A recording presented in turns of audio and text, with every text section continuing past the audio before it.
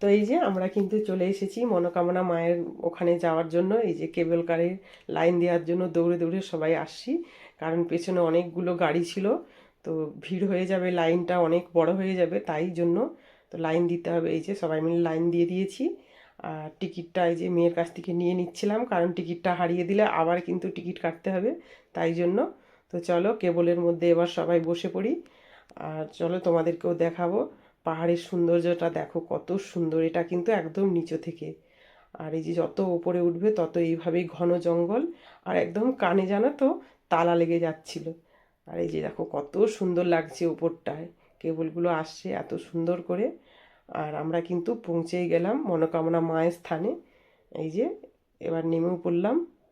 তো ওখানে কিন্তু সবাই এই যে দাঁড়িয়ে আছে, কারণ আমরা তো অনেকেই এসেছি, তো কেবলের মধ্যে তো 6 জন করে নিচ্ছিল, তো সবাই এখানে দাঁড়িয়েছিল।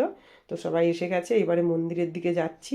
তো এইভাবেই কিন্তু এখানে দুই পাশে এইভাবে পুজো দেওয়ার জন্য আছে দোকান। আর এই যে ওরা এগিয়ে যাচ্ছে, কারণ রুম ভাড়া নিতে হবে। আর এই গাছটায় কত লেবু হয়েছে দেখো।